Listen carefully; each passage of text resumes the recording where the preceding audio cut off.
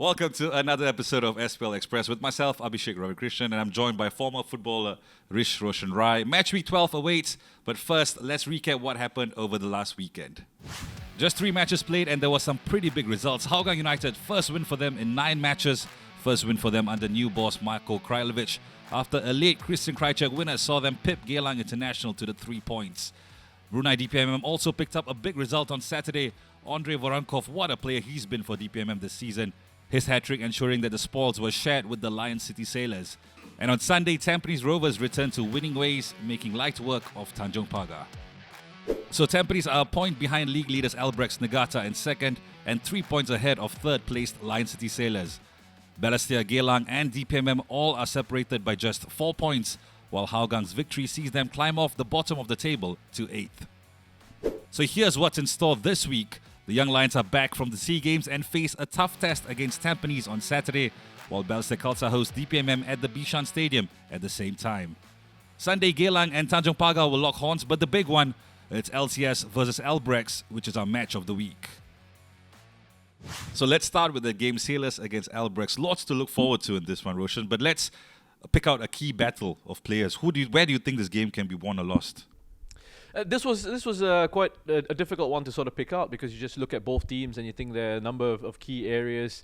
But the players that I've actually gone for are Maxime Lestien and Asahi Yokokawa. I think those two have been very important, especially Yokokawa. I'll start with him in terms of his positional shift with Albirex Negata over the last few matches or so. And it seems to have helped not just him, but it's helped the team as well in terms of the overall structure. He tends to sort of start out in this right back position and then drifts infield at times and becomes that extra man on the underlapping runs. You have a look at the goals that he scored against Hougang, and he was sort of drifting inside rather than making runs on the overlap. He drifted inside, took one off Krajcek, ended up scoring, putting that one in the back of the net. So when you have a look at him and his contribution to Albirex Negata, I think he's going to be one of the players to sort of keep an eye out on. And the reason why I picked out Lestien as well is if they are going sort of head-to-head in that position with Yokokawa playing at right back, sort of at inverted right back in a sense, Lestien playing out on the left, then that is an area that could be one to keep a lookout for in terms of Yokokawa at times having to measure when he drops infield, when he pushes up on the underlap, and when he stays back to make sure that Lestien doesn't have space to exploit in those counter-attacking situations. Even if it's not sort of head-to-head, Lestien is still one I would pick out because 10 goals, 9 assists. That's a 73% attacking contribution, direct contribution to the number of goals that Lion City Sailors have scored. It's got 26. 19 of those Lestien has had a hand in. Where would they be without him? That's the question. Is there over-reliance on Lestien now? You talk about over-reliance and he's the biggest contribution in the league, individual contribution in the league. 73% as I mentioned. And he can play either on the left-hand side, he can play out on the right, cutting in onto his left foot as well. So he's got that ability to play anywhere across those forward areas. But he just, to me, finds the league too easy, right? They just seem to find a way to get it into him. And he works his magic up front. So if you're a team, especially with Albirex this weekend, how would you set up to actually defend against him? Well, the thing is, we've spoken about this, I'm sure, previously about how to stop Maxime Lestien. It's all well and good talking about it in theory, and there are situations where you can double up on him. You can get a player to cover the outside, and then someone else to shift across and cover the inside as well. You can try and counter press in certain moments to make sure that Lion City Sailors don't have counter-attacking opportunities to get the ball forward to him quickly. But if he gets you in a one-on-one, and I think it's so difficult to deal with because you might say he's all left foot. And that's something I sometimes hear about people as well on the pitch. They say, oh, he's all left foot. But you can't stop him. There's so many players in the world of football who are so good on their left, so unpredictable, so quick with how they shift the ball and how they beat the opposition, that you can say, try and show him to his right. He might even just take you on his right, run to the byline, look for a cutback with his right foot, or cut it onto his left. It is incredibly difficult to stop Lestien at the moment. Well, as we mentioned about Sailors, the maybe over-reliance on Lestien, but also at the back, they've looked a bit frail defensively in the last few games. They have. Last season, Lion City Sailors, if you go back to that, they were the best defense in the league in terms of goals conceded.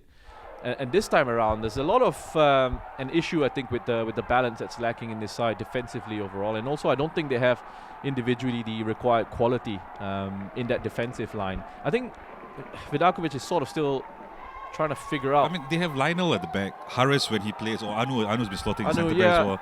I mean, it almost seems to me at times like players like Anu, for example, are being put in there because they're trying to figure out a solution, trying to find the best way to work and trying to get that security across that back line. I know Lionel comes in as well, but also I think at times he does have mistakes in his game, and it can be difficult for them. So I don't think they're as secure defensively, and that's where some of the issues have been for them. They've been dropping points. They don't come into this in really good form. Only just one win in the last 5 matches. Albirex, on the other hand, have won all of their last 5. They scored 21 goals overall and 3 clean sheets. Yeah, and that's the thing about Albirex. The goals are coming from everywhere. Everywhere. That's right. That's why it was difficult to sort of pick out a head-to-head battle and a key area to kind of watch here, because Kunori's been contributing with goals and creating chances. You got Komatsu coming off the bench and scoring goals as well. Yokokawa, as I said, he's certainly been on the score sheet himself. Tadanari Lee is helping to create chances.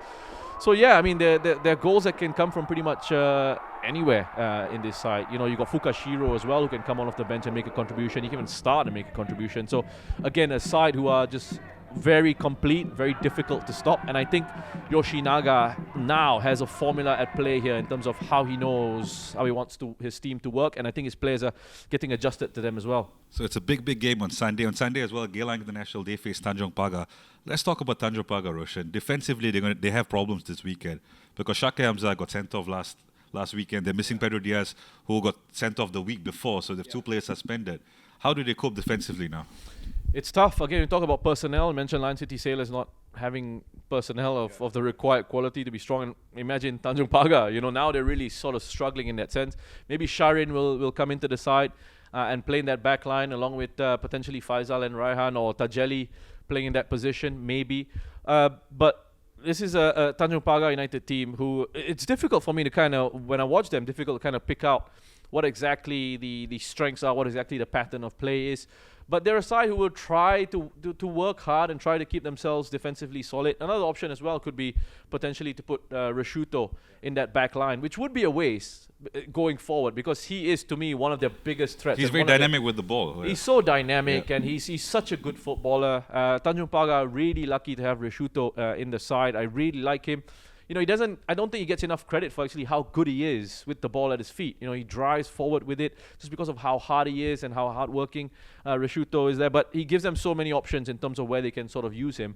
But it's going to be tough. They are coming into this off the back of a terrible run. The confidence isn't quite there, and now those personnel issues are going to be plaguing them. Well, you say Reshuto is arguably the top player for them. That other foreigner, let's talk about Marin Mudrazia. Yeah. He's really struggled this season with Tanjong Pagar. Yeah. Do you think do you see the end of the tunnel for him?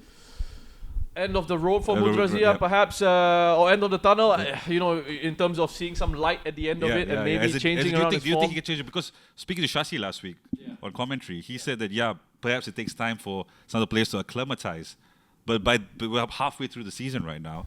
Do you think we've seen enough of him? This is the thing with acclimatization. Yes, players need time to acclimatize, but it's one of those situations where the foreign slots in the league are limited, and you really need players to hit the ground running. And it's a situation where they can't afford any long-term injuries. It becomes very difficult then, and that is the lot of a foreign player coming into a league where the numbers are limited. So you need to really straight away get off and running and start scoring those goals. And the way it's been going for him, it really doesn't look good for them, because they've got no focal point up front. They've got no player in there who's capable of putting those chances away consistently and scoring those goals. And look, the cliche goes, right? You don't score the goals, you don't win those matches. And you need game-changing players. You need that quality up front to make the difference for them. And he himself, I think, will admit that he's really struggled this season. If you were Tanjong Pagar, would you actually go in for another foreigner when the transfer window opens? I'd certainly be thinking about it. I mean, again, it depends on what their strategy is with the side, what the strategy is financially, whether they have the money to sort of go and do that and make that change. But I'd be thinking about it. I'd be thinking about getting someone in there who's a little bit more consistent. But again, finding that player is also going to be another challenge. Let's talk about Saturday's matches, starting with Balestier up against DPMM. 2 teams who are trying to put a run together. They've hit some kind of form. Do you think their seasons have turned around after pretty slow starts? I think for Balestier, what they have is good ideas in an attacking sense, and they have players like Taniguchi can contribute with the goals that he scored and the chances that he will create. Daniel Goh, fantastic season that he's having. Really nice to watch him play. In that sense, they're a fun side to watch, and they will create opportunities and they will be a threat. Defensively, again, it's an issue for them, but they are sort of picking up results here and there. I think finding the consistency overall and really weeding out the mistakes that they make as individuals and as a team is going to take a bit more time. And for DPMM, I think what their coach has said is they needed sort of that time, that run to sort of get going. They haven't been playing at home. They've been traveling quite a bit. We've heard those sort of excuses come out. But it's good for the league, I think, if these two sides start to provide a bit more of a competition and start to contest these matches. And this is a game that I'm looking forward to, because I think this is an evenly matched one. These two sides coming up against each other. They've both got threats up front to cause issues, and I think both defensively have certain concerns as well. Well, the final game for the week, it's Tampines up against Young Lions. Tampines overwhelming favourites, but the Young Lions, they come back after a very disappointing SEA Games outing. Yeah. The morale and confidence expected to be low in this Young Lions team. What do they do to turn things around? Because they still have a long season ahead of them.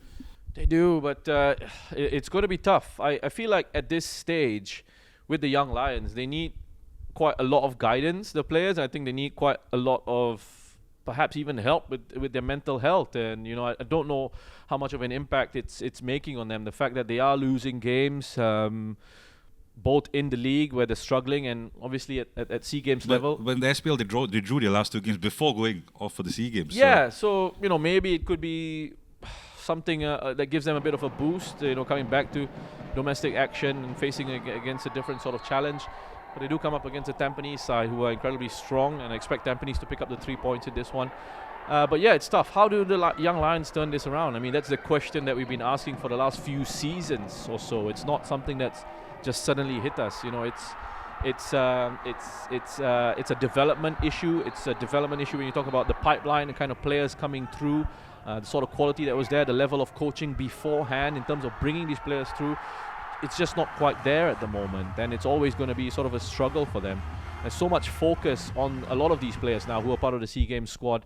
Again, I think they really need some sort of talk, some sort of psychological help at times to talk about the mental health and the issues and that side of things, because they are really getting battered. And I do feel a little bit of sympathy for them in that regard. Not a little bit, quite a bit of sympathy for them in that regard.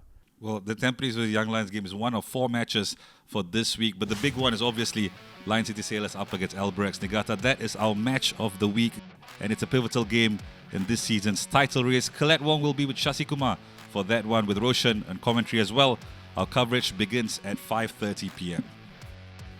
So that's all the time we have for this week's episode. Lots of football to look forward to over the weekend, so keep it locked to our SPL YouTube page for all the matches live. We will see you again next week.